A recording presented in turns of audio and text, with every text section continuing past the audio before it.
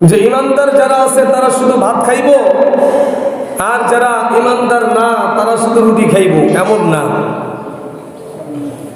তোমার ইচ্ছা, তুমি ইচ্ছা করলে ভাতও খাইতে পারো, রুটিও খাইতে পারো, বিরিয়ানিও খাইতে পারো, তেহারিও খাইতে পারো, তোমার ইচ্ছা। তবে আমি আল্লাহ তাআলা তোমাদেরকে এই জগৎটা পার হওয়ার পরে আরেকটা জগৎ যখন আসবে, ওই জগতে আমি আল্লাহ তাআলা তোমাদেরকে কিন্তু কাফের, মুশরিক, বেঈমান, মুসলমান, ঈমানদার এদেরকে একত্রিত রাখবো না। আল্লাহ তাআলা কোরআনুল কারীমের ভিতরে বলেন, ওয়ান্তাসুল ইয়াউমা আইয়ুহাল মুজরিমুন, হে মুজরিমেরা, হে সীমা লঙ্ঘনকারী, হে জালেম, হে পাপিষ্ঠ, আজকে তোমরা আমার ঈমানদার মুমিন, আমার প্রিয় বান্দাদের থেকে তোমরা আলাদা হয়ে যাও, পৃথক হয়ে যাও। আজকে তোমাদের একত্রিত থাকা যাবে না। দুনিয়ায় চলার পথে বসবাসের ক্ষেত্রে সবাই একসাথে চলেছ। আমি কাউকে কোনো সময় বাধা প্রদান করি নাই, কাউকে আলাদা করি নাই। আমি আল্লাহ তাআলা আজকে তোমাদের একত্রিত থাকতে দিব না। কারণ একজন ঈমানদার, একজন মুমিন, একজন মুসলমান, তার অনেক কষ্ট রয়েছে, অনেক মেহনত রয়েছে। ঈমানের পরে অটল থেকে মৃত্যুবরণ করা তার জন্য অনেক কঠিন ছিল। কঠিনের মোকাবেলা করে আমার ঈমানদার বান্দা সবাইকে অতিবাহিত করেছে মৃত্যু পর্যন্ত। আর তোমরা দুনিয়ার ভিতরে আরাম, আয়েশ, ভোগ বিলাস যা কিছু চেয়েছে মনে সব কিছু করেছো। আজকে আমি তোমাদেরকে আর আমার ঈমানদার পছন্দের বান্দাদেরকে একত্রিত রাখবো না, এদেরকে আর তোমাদেরকে আলাদা করে দিব। আল্লাহ তাআলা বলেন, ওয়ান্তাসুল ইয়াউমা আইয়ুহাল মুজরিমুন, হে পাপিষ্ঠ, সীমা লঙ্ঘনকারী, বিশ্বাসঘাতকেরা, তোমরা আমি আল্লাহ তাআলার প্রিয় বান্দা, মাহবুব বান্দা, পছন্দনীয় বান্দা, ঈমানদার থেকে তোমরা পৃথক হয়ে যাও।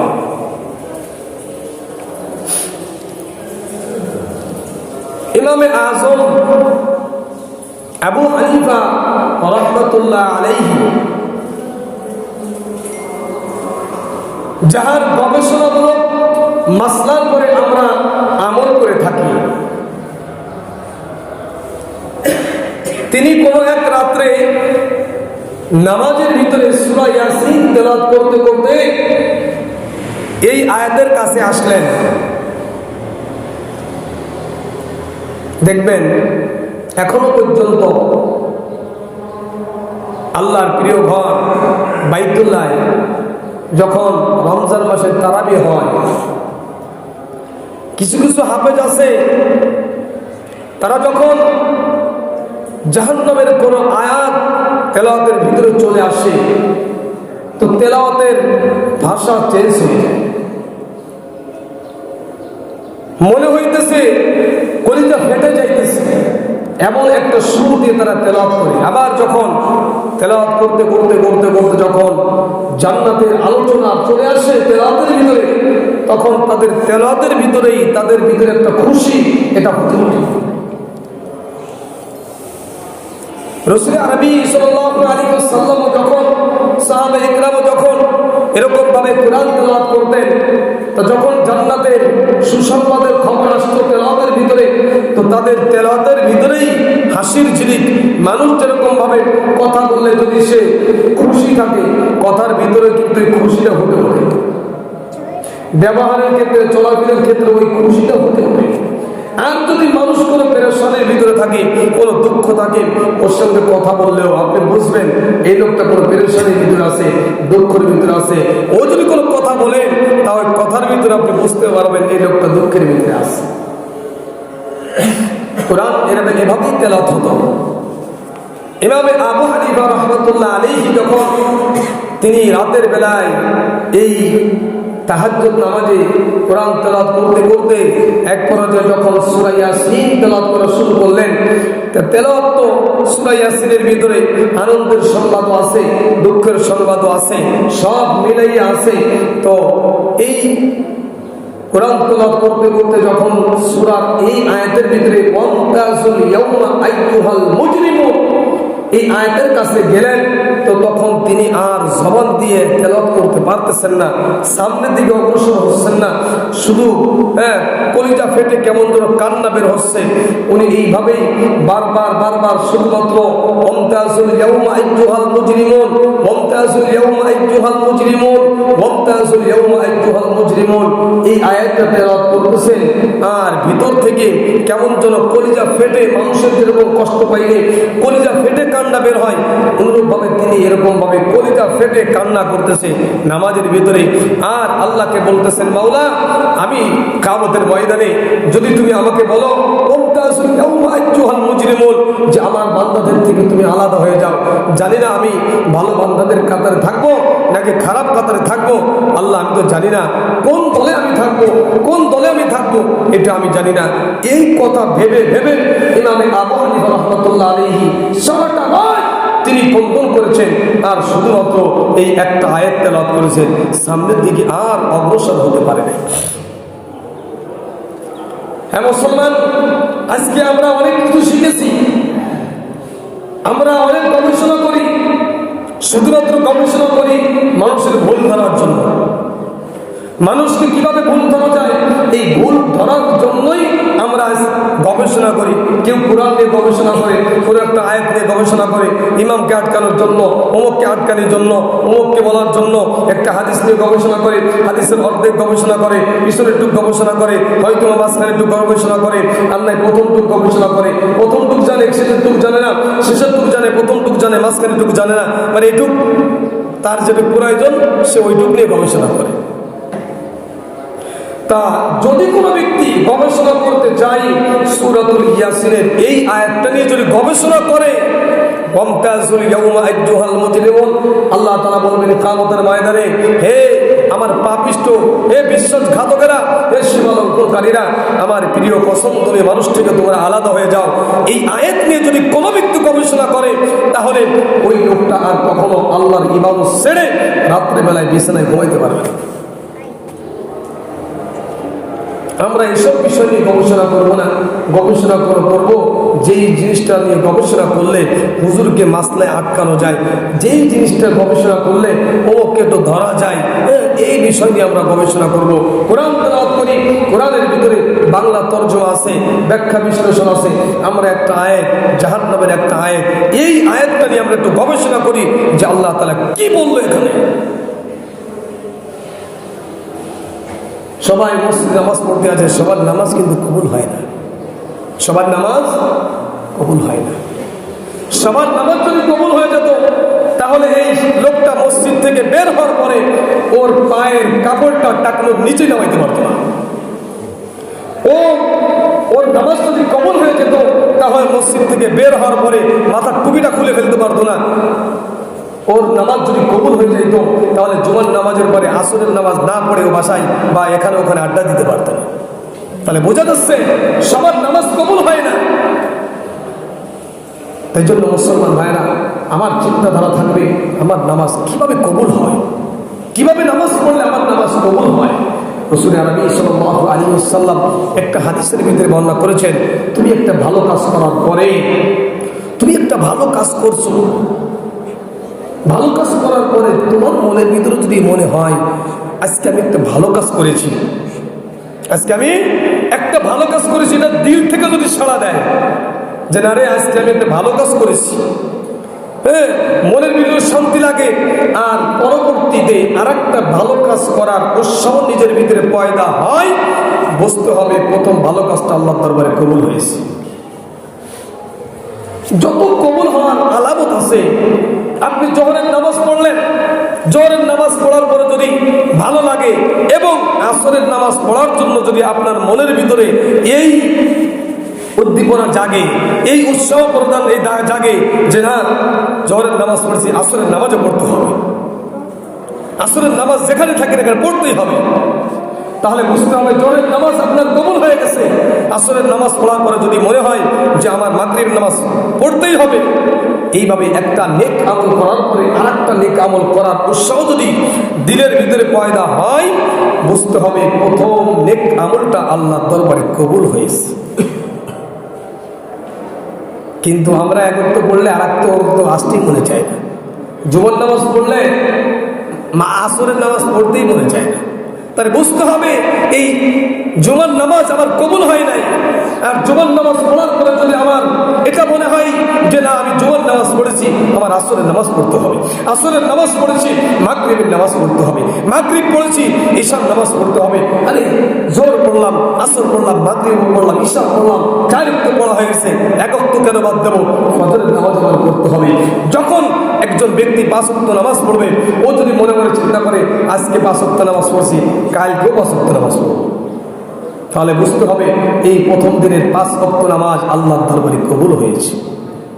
আর এই আমলগুলো করেছে 5 ওয়াক্ত নামাজ পড়ার পরে যদি আপনার দিল সাড়া না দেয় আর আমল করতে আপনার মন না চাই, তাহলে ওই নামাজ আপনার কবুল হয় নাই।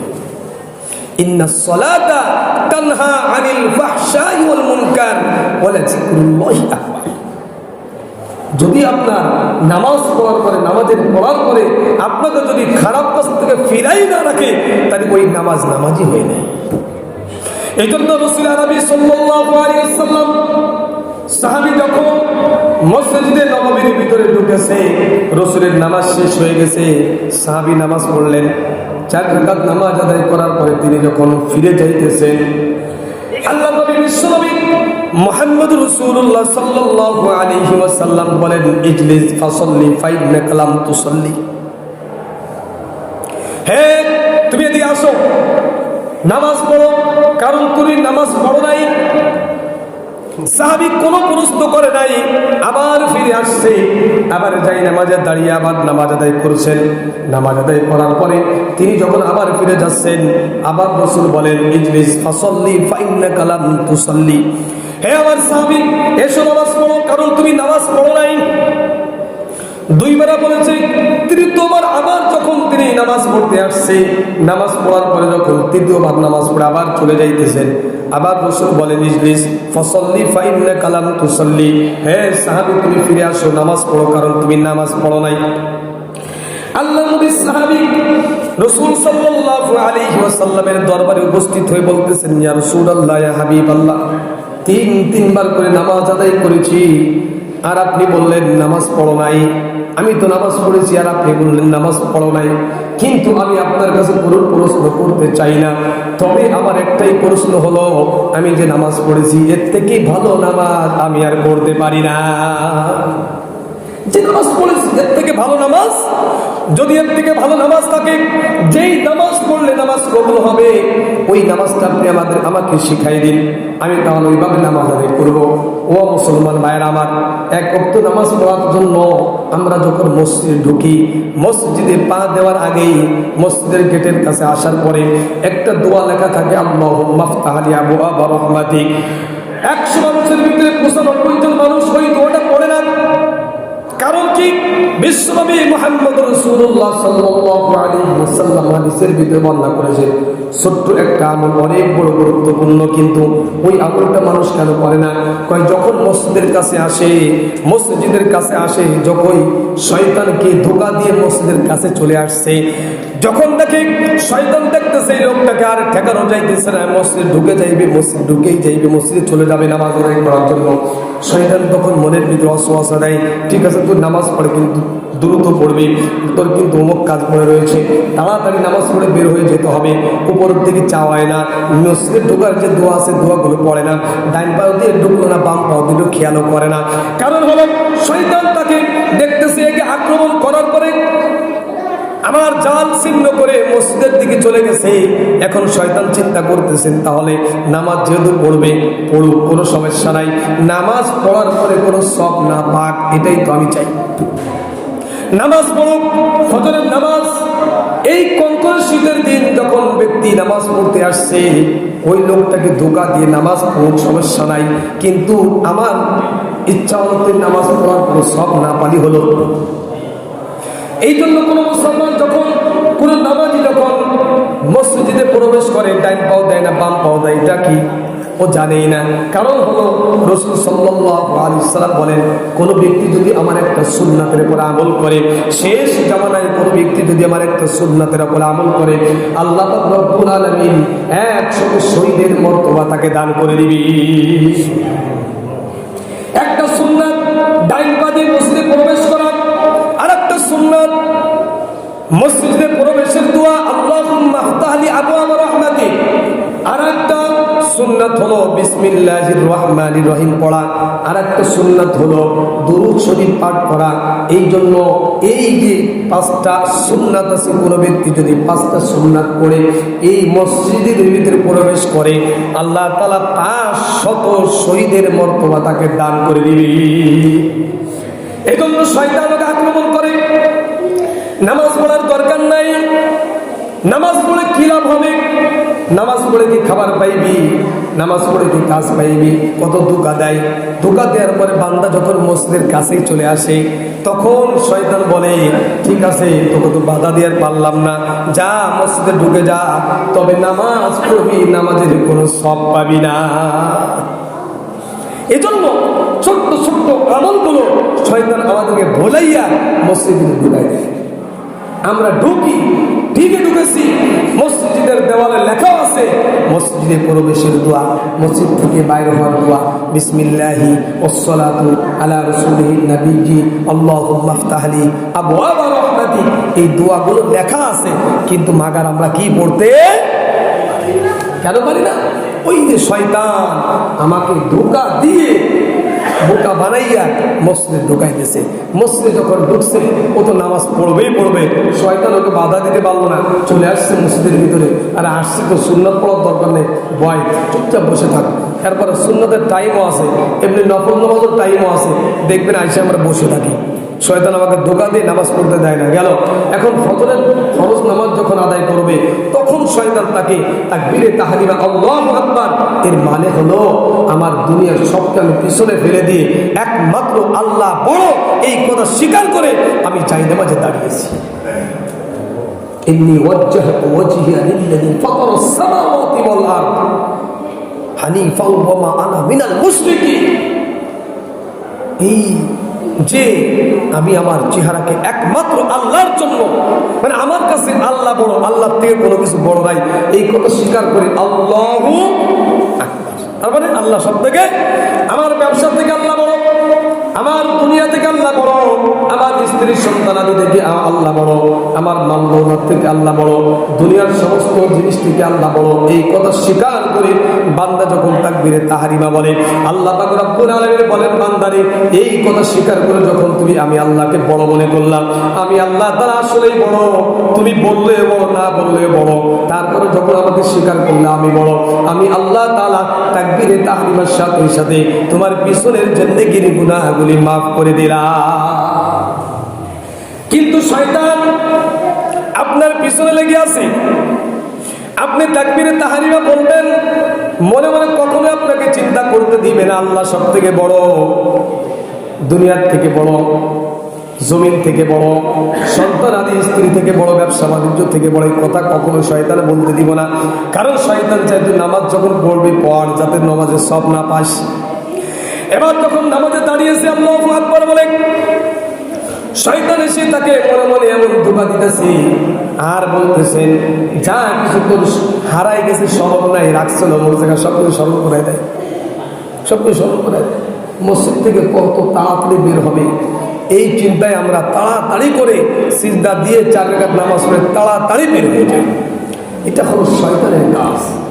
এই জন্য আমরা যাতে শয়তানের আক্রমণ থেকে বাঁচতে পারি, এজন্য আমাদের দিলকে পরিষ্কার রাখতে হবে, আল্লাহর মহাব্বতের বান্দা হতে হবে। আর আল্লাহ পাক রব্বুল আলামিন ঘোষণা করেছেন যে আমার বান্দা, আমি যাকে মহাব্বত করব তাকে অনেক কিছু দান করব, আর যাকে আমি মহাব্বত করব না তাকে আমি কিছুই দান করব না। তবে দুনিয়ায় সবার জন্য সমান।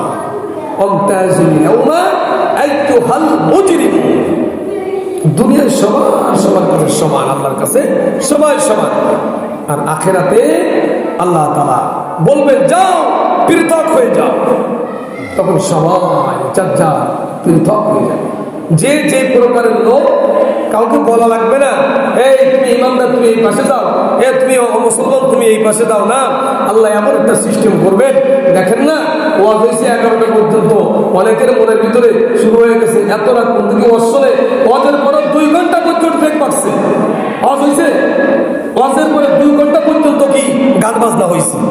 ওখানে তো কেউ প্রশ্ন করে না কিরে এত রাত পর্যন্ত যদি গান বাজনা করি রাত্রে ঘুমাইবো কখন, সকালে উঠে কামে যাইবো কখন। ওইখানে কিন্তু এই কথাটা কেউ বলে না। কিন্তু এখানে যদি কোনো আলোচক ভালো কথা বলতেছে, ইসলামের কথা বলতেছে, যে কথা আমার উপকার হবে, ইসলামের উপকার হবে, মুসলমানের উপকার হবে, জান্নাতের বাড়ি সফল হবে, জান্নাতের বাড়ি সুন্দর হবে, এই কথাগুলো বললে বেশি সময় নিলে হুজুর এত রাত পর্যন্ত কি ওয়াজ করা লাগে, রাত্রে ঘুমাবো কখন, ফজরের নামাজ পড়বো কখন। এই যে প্রায় 2 সপ্তাহ হলো 11টা না, একটার নিচে আমি ঘুমাইতে পারি না, একটা আগে ঘুমাই না, মানে 2 সপ্তাহ পর্যন্ত। কই ফজরের নামাজে তো উঠছি, ফজরে আজান দিচ্ছি, নামাজও পড়াই না, ফজরে পরে ঘুমাইও নাই, দিনের ভিতরে ঘুমাইতে পারি না, সকালবেলা এক মাদ্রাসায় যাই, জ্বরের পরে আর কাজে আসর পর্যন্ত সুযোগই নেই, ঘুমাই না। তো বাঁচায় রাখে রে আল্লাহ। অথচ মুনাজাতের পরেও আমি খাওয়া দাওয়া শেষ করে হুজুরকে বিদায় দেওয়ার পরও দেখছি যে গানের আওয়াজ শোনা যায়। বিশ্বাস করেন মসজিদের ভিতরে কসম করে বলে কথাটা, যদি এই দেখভাল এখানে হতো, সারা রায়তো হতো, কেউ কোনো টু শব্দ করতো না, টু শব্দ করতো না। এই যে মাঝের আপনারা গান বাজাইবেন, গান বাজনা বাউলদেরকে, আমি তো দীর্ঘ 4 বছর থেকে আসছি মাজারের কোনায়। যে কদিন হয়েছে ফজরে আজান দেওয়ার সময়, যখন আজান দেওয়ার জন্য ঘুম থেকে উঠেছি, তখনও ওখানে গান হচ্ছে, দাঁড়িয়ে চেয়ার নাই। আর আমরা তো বসার সিস্টেম করেছি, দাঁড়িয়ে গান শুনতেছেন। কই প্রশ্ন করছেন যে এত সারা রাত্রি গান বাজানো লাগে? কেউ করে প্রশ্ন করছে কেন? দিনের কথা কেন তো প্রশ্ন আপনাদের? তার এবার বোঝা যাচ্ছে দিন আপনাদের ভালো লাগে না। কে আলোচনা করলো, কে কি কথা বললো, এটা দেখার বিষয় না। ব্যক্তিকে দেখবেন না, দেখবেন ও কি কুরআন হাদিসের কথা বলে কিনা। এই জন্য মুসলমান ভাইরা, আমি আগেই বলেছি, একটা ভালো কাজ করার পরে যদি আপনার মন চাই দেয়, বুঝতে হবে ভালো কাজটা আল্লাহ দরবারে কবুল হয়েছে। ভালো কাজ করার পরে যদি ফজরের নামাজ পড়লেন, ফজরের নামাজ যে কেন পড়লাম, আসলে শুয়ে থাকলে ভালো হইতো, তাহলে ওই যে কষ্ট করে বেকার আসলেন আপনি, বেকার কোনো ফায়দা নাই। এই জন্য মুসলমান ভাইরা, নেক আমল করার পরে শয়তানকে সুযোগ দেওয়া যাবে না এই কথা বলার জন্য না, এই নেক আমলটা করে ভালো হয় নাই, এই কথা যত আমি আমার ভিতরে শয়তান আমাকে এই উস্কানি দিতেছে, আরে তুই যেটা ভালো কাজ করেছি, কারণ এটা আল্লাহ কবুল করে ফেলাইব। এই জন্য শয়তান ধোঁকা দিয়ে, বোকা বানাইয়া আপনার জবান দিয়ে কথা বের করতেছে যে না, এই কথা ভালো হয় নাই, এত কিছু করা লাগে নাকি, এত এই কষ্ট করে এত নামাজ পড়া, বাসায় তো নামাজ পড়তে পারতাম। বিভিন্ন প্রকারের ছলনা দিয়ে শয়তান আপনার ধোঁকা দিয়ে বোকা বানাইয়া আপনার নেক আমলগুলো ধ্বংস করে দিতেছে। এই জন্য মুসলমান ভাইরা, ভালো হতে হবে। ভালো হওয়ার গুণ সম্পর্কে গত জুমায় আলোচনা করেছিলাম। এই জুমায় আমার আলোচনা ছিল যে আল্লাহ কাদেরকে অপছন্দ করে, পছন্দ করেন না। আল্লাহ তাআলা বলেন, কুল আতিউল্লাহা ওয়ার রাসূল ফাইন তাওয়াল্লাউ ফাইন্নাল্লাহা লা ইউহিব্বুল কাফিরিন। হে নবী, আপনি উম্মতদেরকে বলে দিন, আতিউল্লাহ, যারা আল্লাহকে অনুসরণ করে, আল্লাহকে মানে, ও আতিউর রাসূল, তার রাসূলের পথকে অনুসরণ করে, আল্লাহর হুকুমকে মানে। আল্লাহর হুকুমটা আমার মন গড়া মানলে চলবে না। ও আতিউর রাসূল অথবা আর রাসূল, রাসূল যেই পথে করতে বলেছেন ওই পথে করা। এই যে নামাজ আদায় করতে আসছে, আমার ইচ্ছা মতো কিন্তু নামাজ পড়লে নামাজ হবে না। আমার মন চাইলে আমি নামাজ পড়লাম, জুমার নাগাদ 2 রাকাত, মনে করলাম যে না 2 রাকাত পড়বো না, 4 রাকাত পড়বো, আল্লাহ নামাজ হয় নাই। ফজরের নামাজ 2 রাকাত। আপনি মনে মনে চিন্তা করলেন এত কষ্ট করে শীতের দিন আমি ফজরের নামাজ আদায় করার জন্য আসছি, 2 রাকাত পড়বো না 4 রাকাত পড়বো। আল্লাহ বলেন তোর নামাজ বাদ, ঠিক কিনা? আবার জোহরের নামাজ 4 রাকাত। আপনি যদি মনে মনে চিন্তা করে আমার ব্যস্ততা রয়েছে, আমি অনেক কাজের মানুষ, আমি অনেক বিজি মানুষ, আল্লাহকে বেশি সময় দেওয়া যাবে না, আমার হাতে অত সময় নাই, 4 রাকাত নামাজের জায়গায় 2 রাকাত পড়লেন, আল্লাহ বলে তোর নামাজই হবে না। তার মানে আল্লাহ যেটা বলছে, আল্লাহর হুকুমটাকে রসুলের তরিকা অনুযায়ী, রসুলের রাস্তা যেই রাস্তায় তিনি বলেছেন ওই রাস্তা অনুযায়ী আমাদের আমল করতে হবে, তাহলে আল্লাহর দরবারে কবুল হবে। এই জন্য আল্লাহ তাআলা বলেন কুল আতিউল্লাহ ওয়ার রাসূল, হে দুনিয়ার মুসলমানের মানুষরা শোনো, তোমরা আমি আল্লাহ তাআলার ইতাআত করো, আল্লাহ তাআলাকে মানো, তবে আল্লাহ তাআলাকে মানার ক্ষেত্রে ওয়ার রাসূল, রাসূল যে রাস্তা বলে দিয়েছেন ওই রাস্তা অনুযায়ী মানতে হবে। ফাইন তাওয়াল্লাউ, যদি তোমরা না করো, অর্থাৎ আল্লাহকে না মানো আর আল্লাহর পথকে না মানো, আল্লাহর হুকুমকে না মানো, রাসূলের তরিকা যদি না মানো, ইন্নাল্লাহা লা ইউহিব্বুল কাফিরিন। কাফের মানে যারা অমুসলমান তারা নয়, শুধু তারা যে নয় তারা না, যে কাফের মানে অমুসলমান এরা নয়, যারা অবিশ্বাস করে আল্লাহ তাআলা তাদেরকে পছন্দ করেন না, তার মানে যারা বিশ্বাস করে তাদেরকে পছন্দ করেন, আর যারা আল্লাহকে বিশ্বাস করে না তারা আল্লাহ তাআলা তাদেরকে পছন্দ করেন। আল্লাহ তাআলা এই আয়াতের ভিতরে বলেন ওয়ালা তাতাদিরু ইন্নাল্লাহা লা ইউহিব্বুল মুতাদিন। তোমরা বাড়াবাড়ি করো না, সীমালঙ্ঘন করো না, কারণ আল্লাহ তাআলা বাড়াবাড়িকারীদেরকে এবং সীমালঙ্ঘনকারীদেরকে পছন্দ করে না। এজন্য মুসলমান ভাইরা আমার, অন্যদিকে আল্লাহ তাআলা বলেন, আল্লাহ তাআলা কোনো অবিশ্বাসী বিশ্বাসঘাতকদেরকে আল্লাহ তাআলা পছন্দ করেন না, আল্লাহ তাআলা অহংকারীদেরকে পছন্দ করেন না, আল্লাহ তাআলা বদমেজাজকারীদেরকে আল্লাহ তাআলা পছন্দ করেন না, আল্লাহ তাআলা অপব্যয়কারীদেরকে আল্লাহ তাআলা পছন্দ করে না। আল্লাহ তাআলা পছন্দ করেন তাদেরকে যারা আল্লাহ এবং তার রাসূলের কথা মতন চলে। কুল আতিউল্লাহ, আল্লাহর হুকুমটাকে মানবে তাও রাসূলের তরিকায়। আল্লাহর হুকুমটা মানতে হবে কার তরিকায়? নিজের ইচ্ছা মতন না, আল্লাহর রাসূলের তরিকায়। তাহলে ওই ইবাদতটা ইবাদত হবে। আল্লাহর হাবিব রাসূল আরবি সাল্লাল্লাহু আলাইহি ওয়াসাল্লাম বলেন, কোন ব্যক্তি যদি মাগরিব থেকে নিয়ে ফজরের নামাজ আগ পর্যন্ত সারা রাত নফল ইবাদত করে, তবে এই নফল ইবাদত যদি আমি রাসূলের তরিকা অনুযায়ী না হয়, তাহলে সারা রাত্রে যে নামাজটা আদায় করলো ওই নামাজটা বেকার। আর কোন ব্যক্তি যদি আমি রাসূলের তরিকা অনুযায়ী 2 রাকাত নামাজ আদায় করে, 2 রাকাত নামাজ আল্লাহর দরবারে কবুল হয়ে যাবে। আর 2 রাকাত নামাজ যদি আল্লাহর দরবারে কবুল হয়ে যায়, আল্লাহ পাক রব্বুল আলামিনের হাবিব বলেন 30,000 বছরের ফুলসিরাতের রাস্তা বিজলির ন্যায়, অর্থাৎ কারেন্টের ন্যায় আল্লাহ তাআলা পৌঁছে দিবি। কারেন্টের সুইচ চাপ দিলে যেরকম বাতি জ্বলে, কারেন্টের সুইচ চাপ দিলে যখন ফ্যান চলে, কতটুকু টাইমে ফ্যান চলে, ওইখানে সুইচ দিলে এখানে ফ্যানটা ঘুরতে কয় মিনিট লাগবে? সেকেন্ড। এর থেকেও দ্রুত গতিতে আল্লাহ তাআলা 30,000 বছরের ফুলসিরাতের রাস্তাটাকে আল্লাহ তাআলা পার করে দিলেন। এই জন্য মুসলমান ভাইরা আমাদের আল্লাহ তাআলার পছন্দনীয় কাজ করতে হবে। আল্লাহ তাআলা পছন্দনীয় কাজ, আল্লাহ যেই কাজে অপছন্দ করেন, ভালোবাসেন না, এই কাজ থেকে আমাদের সব সময়ের জন্য বেঁচে থাকতে হবে। আর যদি আমার ভালো কাজ করার পরে আমার নিজের কাছে ভালো লাগে, আবার ভালো